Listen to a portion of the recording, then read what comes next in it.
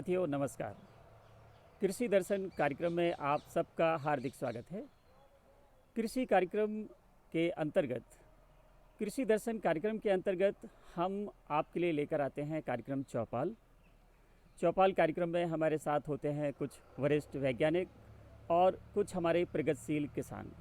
तो हम ज़्यादा समय ना लेते हुए कार्यक्रम को आगे बढ़ाते हैं और परिचय के क्रम में आप हैं डॉक्टर शैलेश कुमार जी, जो कि वरिष्ठ वैज्ञानिक मृदा विज्ञान से हैं, और आप हैं डॉक्टर राजीव सिंह चौहान, कृषि विज्ञान केंद्र वैज्ञानिक प्रसार, और आप हैं श्री रामलाल पाठक जी, जो कि उद्यानिक विकास अधिकारी हैं, दतिया में पदस्थ हैं। नमस्कार।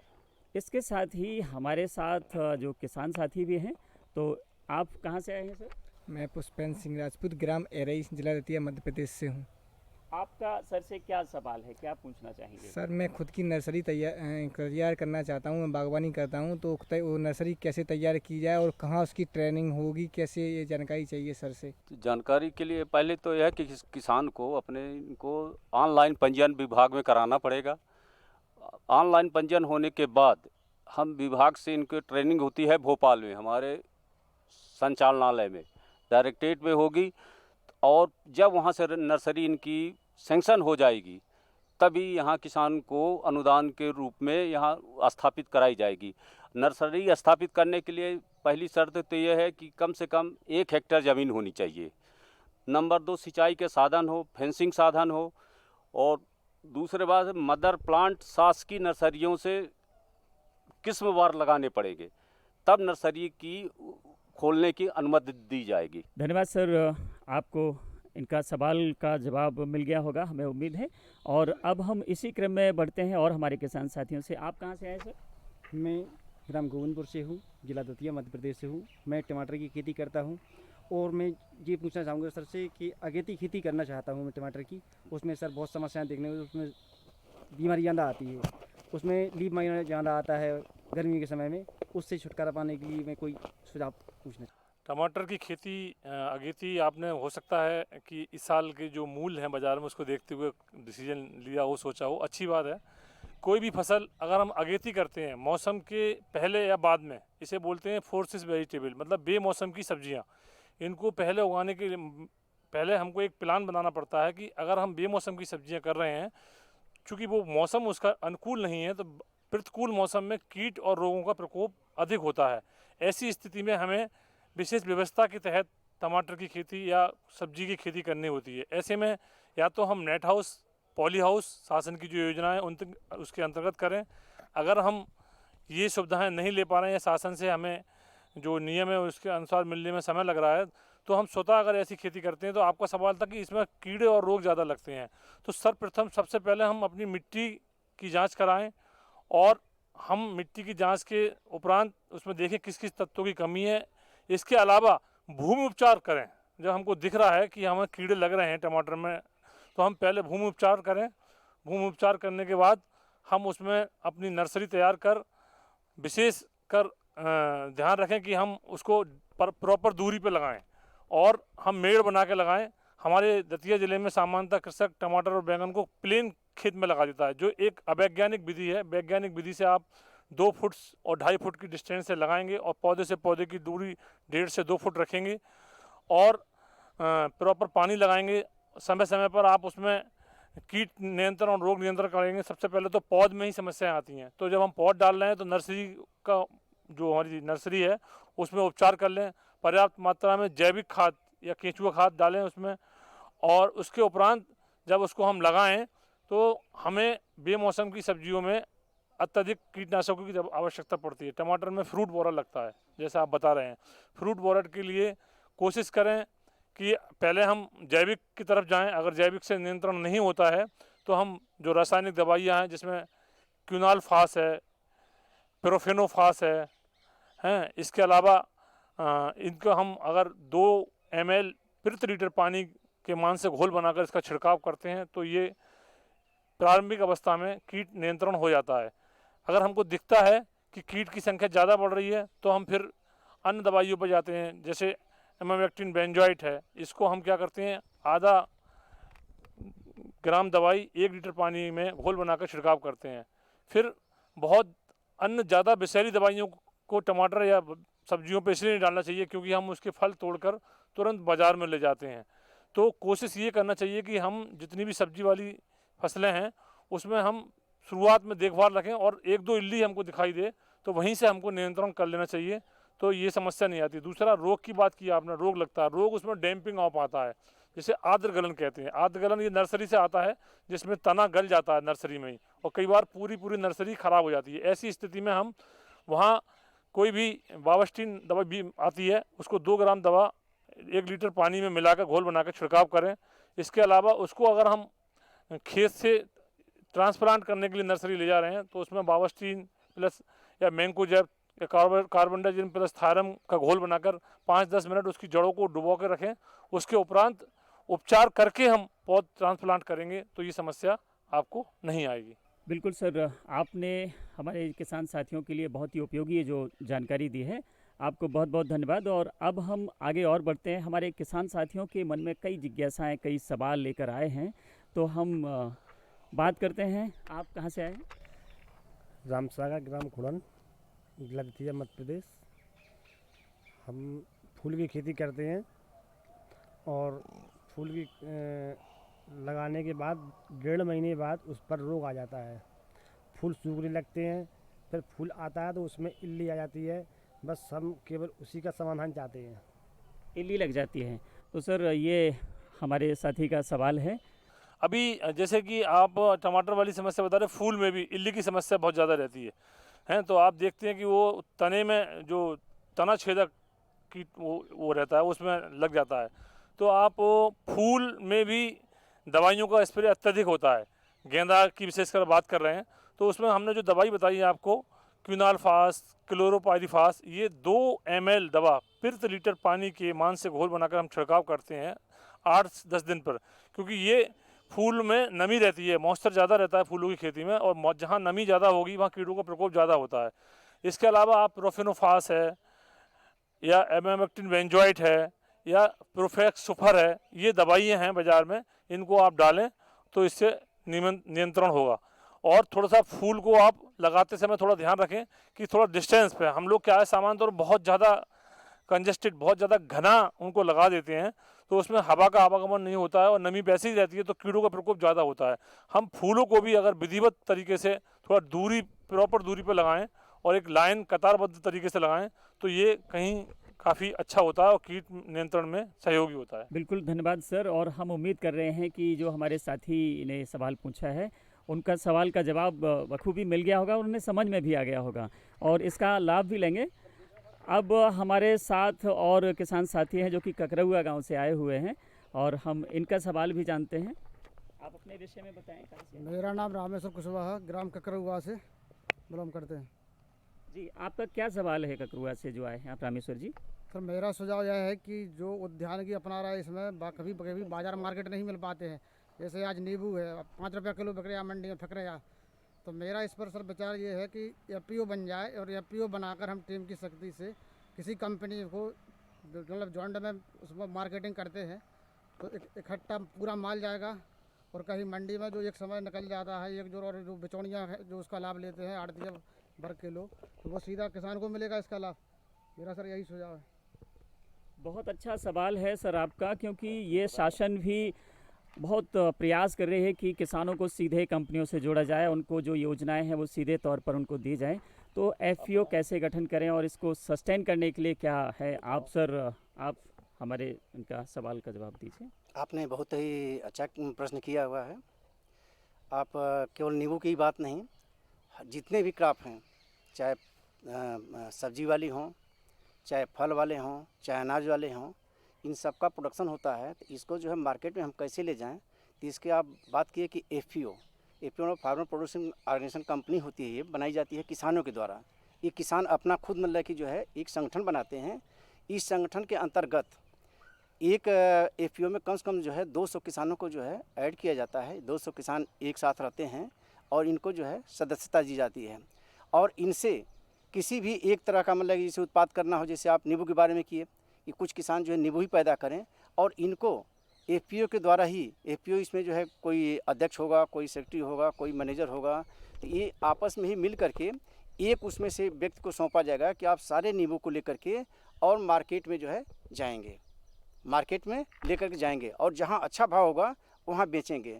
जैसे इस समय है कि आपका नींबू का भाव बहुत कम हो गया, जैसा नींबू को उदाहरण दिए, तो नींबू का भाव कम हो गया। यदि आपके पास एफपीओ बना हुआ है तो एफपीओ का कोई भी सदस्य जहाँ पर मतलब नींबू नहीं हो रहा है इस समय, वहाँ पर इसको ले जा करके सप्लाई करके अच्छा दाम प्राप्त कर सकता है। इसी तरह से कोई और भी अनाज है या और भी सब्जी वाली फसलें हैं, इनका भी फ़ायदा इस तरह से लिया सकता है। तो मैं आप लोगों को सुझाव देना चाहूँगा कि आप जो है ग्राम स्तर पे इसके लिए जो है गवर्नमेंट, भारत सरकार भी बहुत सहायता कर रही है, आपकी जो है राज्य सरकारें भी सहायता कर रही हैं कि एफपीओ को कुछ सब्सिडी भी देती हैं, और थोड़ा बहुत नहीं, लाख लाख में सब्सिडी देती हैं। कोई एक उत्पाद पैदा करना शुरू कर दें या मार्केटिंग शुरू कर दें, या आप जैविक उर्वरक ही मिले शुरू कर दें, प्राकृतिक खेती शुरू कर दें, कोई भी एक चीज़ को लेकर के आप एफपीओ बना करके अपना मार्केटिंग कर सकते हैं।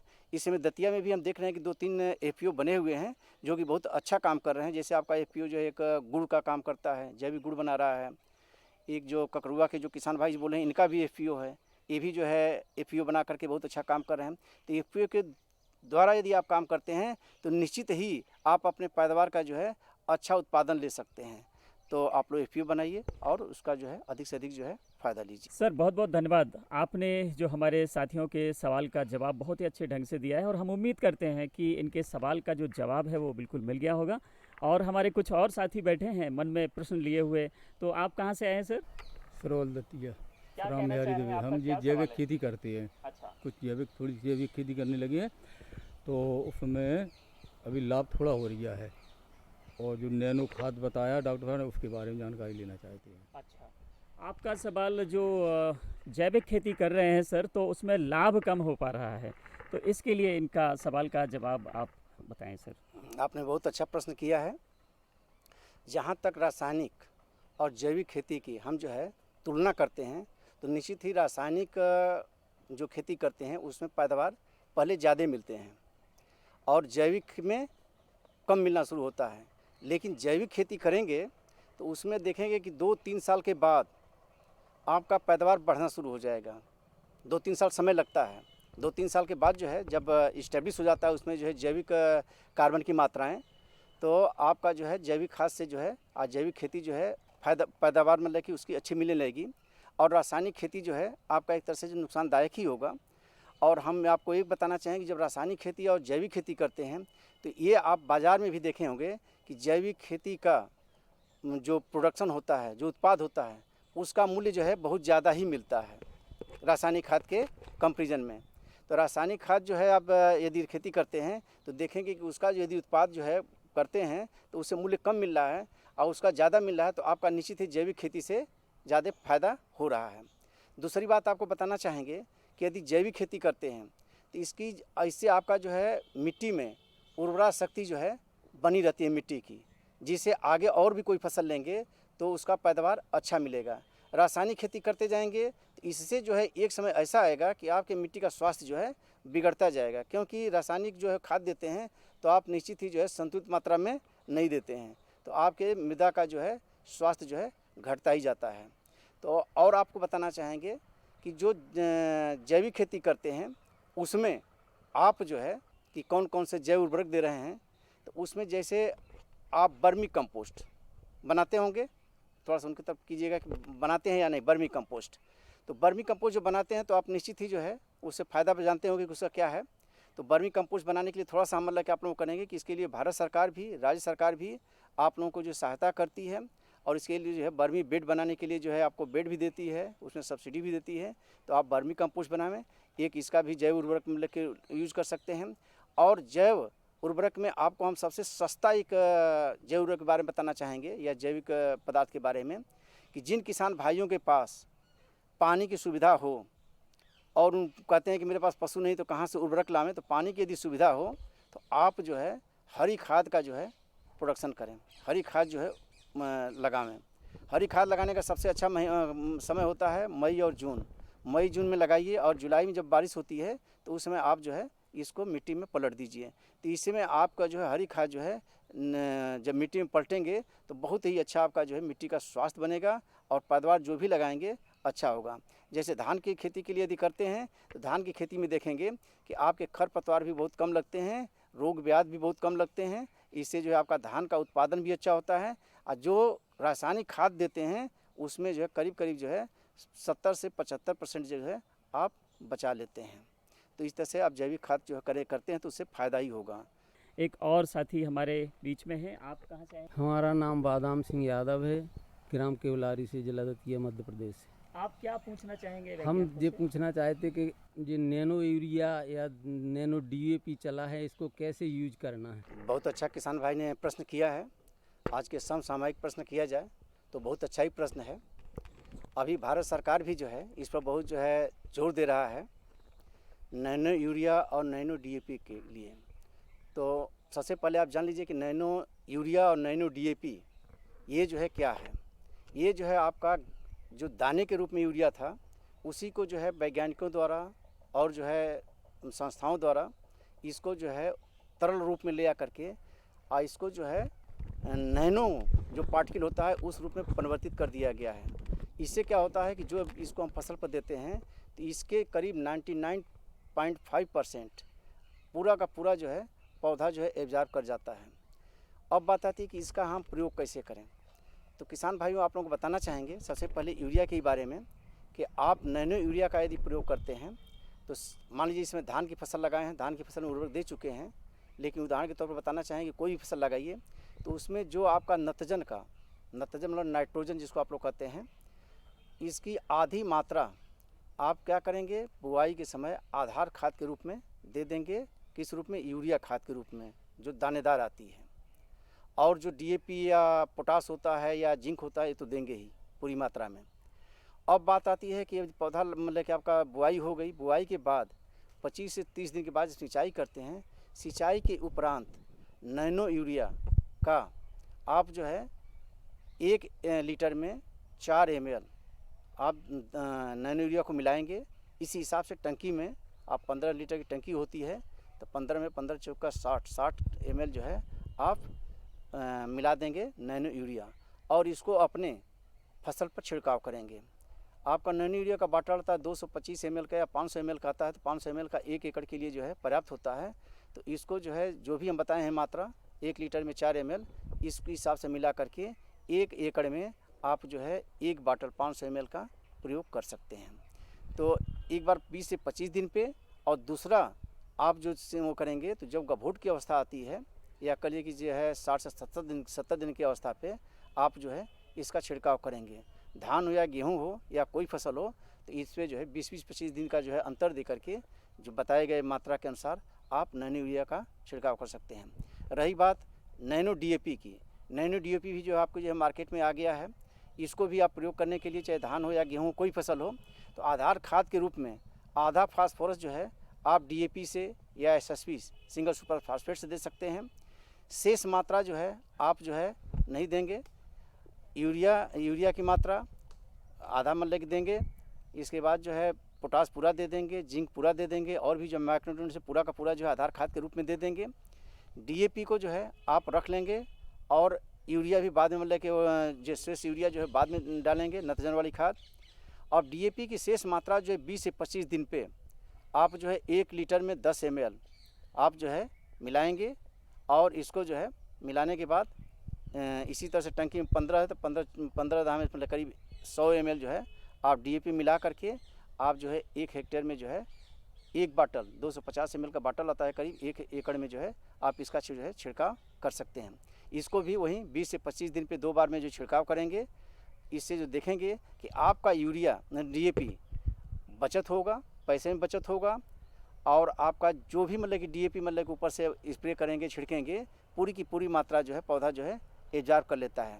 जबकि दानेदार जब हम डीएपी डालते हैं तो उसका मात्र जो है 30% ही या 30% ही कहा जाए इसको पौधा एब्जॉर्ब करता है, ले पाता है, से जो है ज़मीन में फिक्स हो जाता है जी। तो आप जो है इस डीएपी को जो है इस तरह से डालें। दूसरा फ़ायदा होता है कि आप जो दानेदार वाली खाद लाते हैं चाहे यूरिया हो चाहे डीएपी हो, मार्केट से यदि आपको जो है 5 बोरी लाना हो तो आपको कोई न कोई साधन करना पड़ेगा। लेकिन उतना ही डीएपी आपको मतलब कि 5 बोरी के बराबर 5 बाटल होता है, 5 बॉटल को एक झोले में रख करके आप आसानी से जो अपने घर पे ला सकते हैं।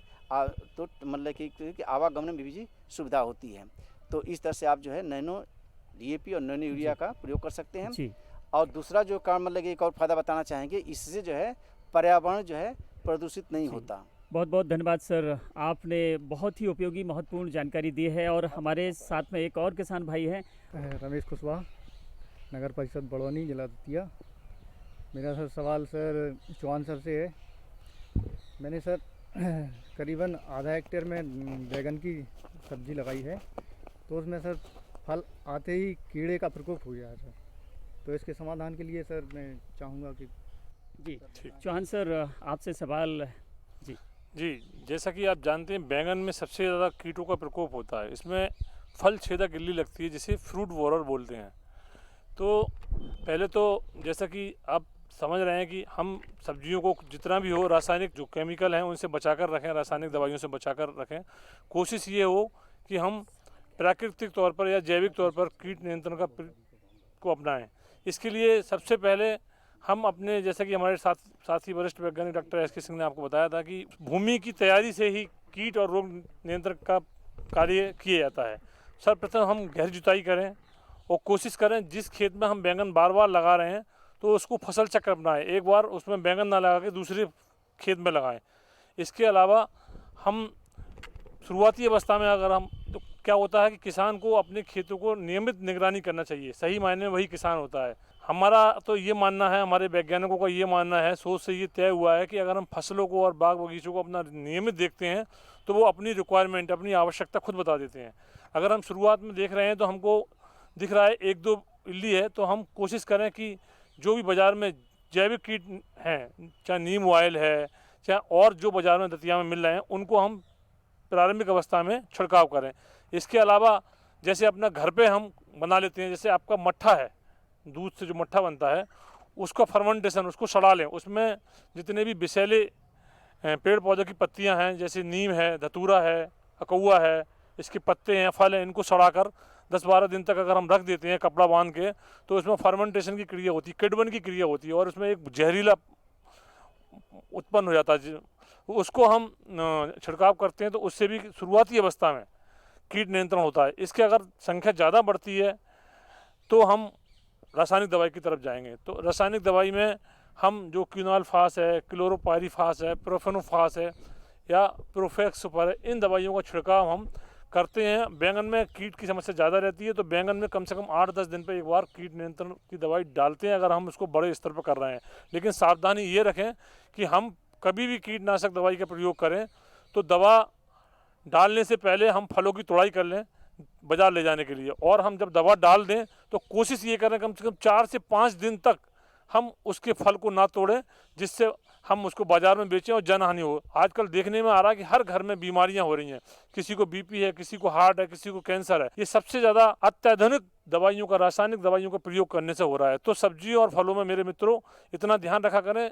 कीटनाशक की 3 श्रेणियाँ होती हैं। आपने देखा होगा जब उसका डिब्बा या पैकिंग लेते हैं तो उसमें 3 तरह के निशान होते हैं। केवल निशान ही देख लिया करो आप, किसानों के लिए बनाए गए हैं भारत सरकार द्वारा। हमारे एक जो क्रॉस बना होता है उसमें एक हरा रंग होता है, दूसरा पीला होता है और तीसरा लाल होता है। तो हम कोशिश ये करें सब्जी वाली फसलों के लिए उसमें जो हरा कलर का जो निशान है वो भारत सरकार इसलिए देती है कि ये कम जहरीले हैं, इनको तो हम फल और सब्जियों को हम तुरंत खाते हैं, डायरेक्ट खाते हैं, ये हमारे सिस्टम में ज़्यादा नुकसान पहुंचाती हैं। और जो अनाज वाली फसलें हैं, गेहूं हैं, धान है, चना है, वो हम डायरेक्ट नहीं खाते हैं, इसलिए दवाओं, रासायनिक दवाइयों का प्रभाव उन पर इतना ज़्यादा नहीं होता है। तो मेरा आप सभी से निवेदन है कि कम से कम जहरीली दवाइयों का प्रयोग सब्जियों में करें, जिससे हमारा जन हानि, हमारे भारतवर्ष में लोगों को बीमारियों और रोगों से मुक्ति मिले। हमारे बीच में महिला किसान भी बैठे हैं। ये कैसे खेती के साथ अपना काम कर रहे हैं और क्या जानना चाह रही हैं सर से। आप अपना नाम बताएं मैम। राम कुमारी कुशवाहा। अच्छा, क्या सवाल है आपका सर? बैठे हुए हैं, क्या जानना चाहेंगे आप? नर्सरी में काम करते हैं, पेड़ पौधा कैसे लगाए जाते हैं? जी, नर्सरी महिलाओं के लिए बहुत अच्छा रोज़गार का साधन है अगर उसमें हम करते हैं। चाहे हम अपनी सब्जी वाली नर्सरी को भी एक लाभ का व्यवसाय बना सकते हैं, जैसे टमाटर है, मिर्ची है, बैंगन है, या फूल वाले गेंदे हैं जिसको हम नर्सरी में तैयार करते हैं, उसको भी अगर हम एक या 2 बीघा खेत भी उसके लिए तैयार कर लेते हैं तो बहुत अच्छा स्वरोजगार का साधन बन सकता है। उसके लिए हम खेत की अच्छे से तैयारी करें और कोशिश करें कि हम उसको गर्मियों से ही तैयारी करें, खेत की जुताई करें, मिट्टी की जांच कराएं जहां हमको नर्सरी डालनी है। नर्सरी बनाते समय विशेषकर ये ध्यान रखें कि नर्सरी जहां बनाएं वो ऊंचे स्थान पर हो, ज़मीन से 6 इंच ऊंचा नर्सरी हो, तो कभी बरसात होने पर हमारी नर्सरी में जो महंगे बीज आते हैं टमाटर के और बैंगन के, वो नष्ट होने से बच जाते हैं। नर्सरी की जुताई अच्छे से करें, मिट्टी भुरभुरी हो, उसमें केंचुआ खाद या सड़ी हुई गोबर की खाद डाल के खूब मिट्टी भुरभुरी कर लें, जिससे कि हम नर्सरी में से पौधे निकालें तो उसकी जड़ें प्रभावित ना हो। तो हम इस तरह से करते हैं। इसके अलावा हम अपनी जो फल वाले पौधे हैं उनमें ग्राफ्टिंग या कटिंग या वडिंग के द्वारा भी पौधे तैयार करें, क्योंकि आप लोग नर्सरी से जुड़ी हुई हैं, आप उसको जानती हैं, तो वो एक बहुत अच्छा लाभ का व्यवसाय हो सकता है कम जगह में अधिक आमदनी प्राप्त करने को, और महिलाओं को एक सीमित जगह में अपने पारिश्रमिक का अच्छा लाभ देने के लिए नर्सरी प्रबंधन बहुत अच्छा है और इसमें एक अच्छा लाभ कमा सकते हैं। आपके लिए कृषि विज्ञान केंद्र है, हमारा कृषि विश्वविद्यालय है, आपके विभाग हैं, वहाँ से आप उन्नतशील पौधों के पौधे लगाएं, उस पर आप ग्राफ्टिंग और बडिंग द्वारा नए पौधे तैयार करें, उसका उचित मूल्य मिलेगा आपको। आपका बहुत बहुत धन्यवाद सर, आपने हमारे किसान साथियों के लिए बहुत ही उपयोगी महत्वपूर्ण जानकारियाँ दी। और किसान साथियों, आपका भी बहुत बहुत धन्यवाद जो आपने हमारे इस कार्यक्रम में आके इस कार्यक्रम को सफल बनाया और अपनी जिज्ञासाएं रखी। न सिर्फ ये जिज्ञासाएं हैं बल्कि और जो हमारे साथी आपको देख रहे होंगे वो भी इसका भरपूर लाभ लेंगे। पुनः आपका सभी का हार्दिक धन्यवाद। तो साथियों, कृषि दर्शन के कार्यक्रम चौपाल में बस आज इतना ही।